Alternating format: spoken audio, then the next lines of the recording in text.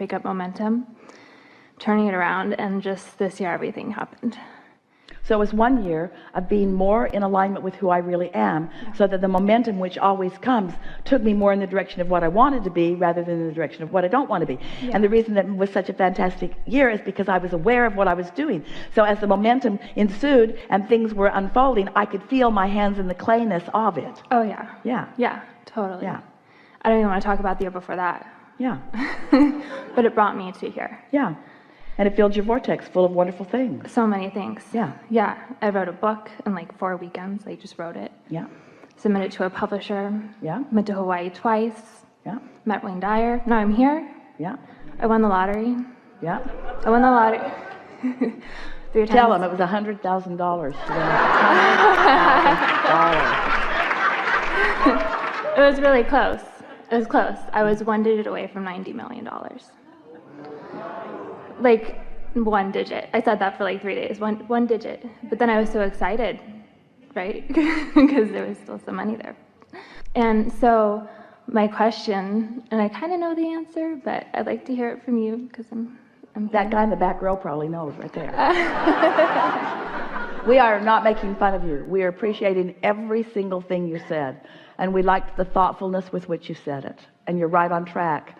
And we think it's a good idea for you to keep writing things down as they are inspired to you, because they are really, really good. Yeah.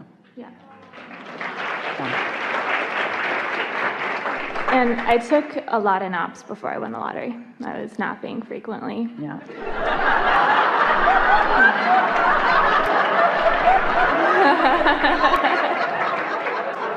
That's a true story.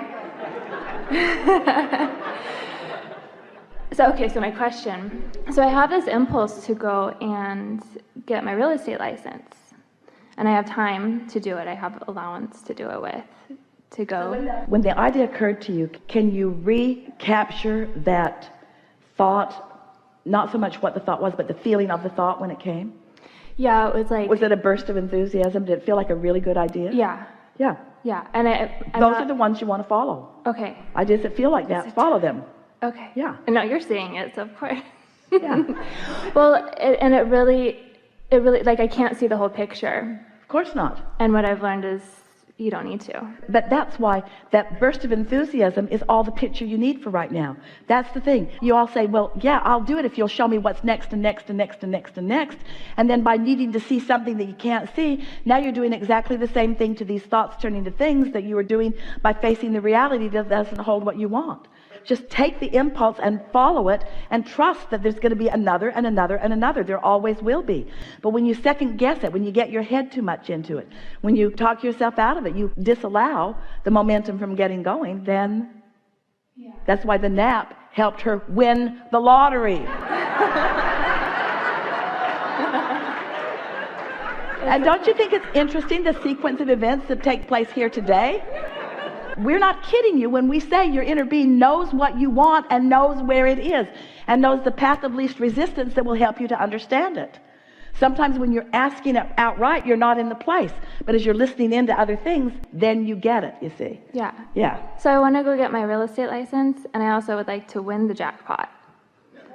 And so do I just... But feel the difference between the impulse to get the real estate license and the idea of winning the jackpot. Yeah. Feel the difference between the idea of winning the jackpot and the impulse to go buy a ticket. Yeah. Can you feel the difference? We want you to focus on the impulse because you think yourself out of impulses. We're just going to say it to you this way and take it the way we mean it, because it's going to sound a little like we're beating up on you, but we're really not, only just a little bit. So the impulse comes to you in a flash. And you know why it's usually a flash? Because you're usually so negative it can only squeak in on occasion. So the flash comes and you go, oh wow, and then you kill it immediately by facing reality. And so the reason that those impulses come in flashes, and the reason that you feel insecure about following them, is because you haven't accomplished the mastery of staying in the receptive mode. But with not much more than you have accomplished as a result of just listening into today, you can get into that receptive mode And you can master it so much so that you know when you're in it and you know when you're not in it. And then you will know which impulses are the ones that are going to pay off to something that you want, and which impulses are going to pay off to something that you don't want. Which is the impulse that buys the winning ticket. And you're going to only by experiencing it know which is which. Yeah. Yes? By the way it feels. That felt like this and it turned out like this. That felt like yearning and it turned out like this. That felt like enthusiasm and it turned out like this. Yeah. That felt just a whimsical thing and it turned out like this.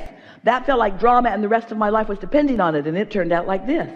In other words, what's the receptive mode that you are in? Yeah. Yeah. And right after I won the lottery, I was like, I can do anything. So I really tried to win the lottery after that, and that did not feel like it didn't feel on track. Now, this is the most important conversation that we've ever had with anybody about anything in regards to deliberate creating.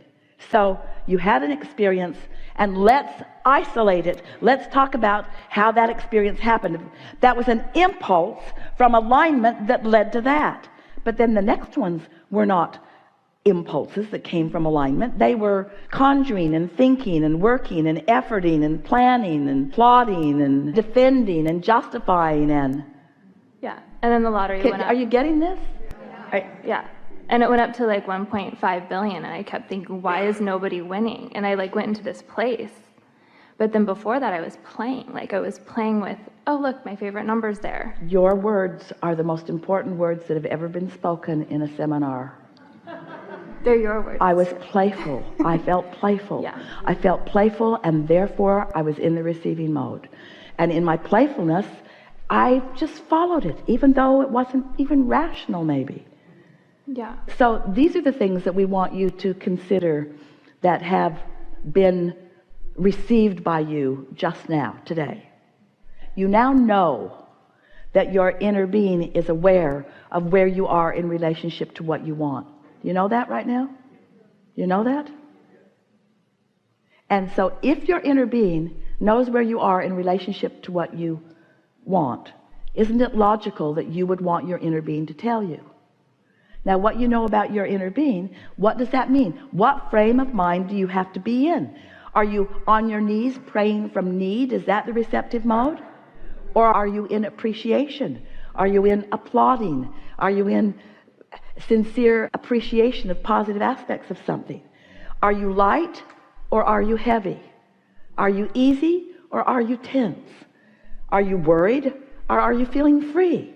Are you struggling or are you happy? This is what we're talking about. Get into that happy place and do whatever it takes to get there, and then watch what happens, and then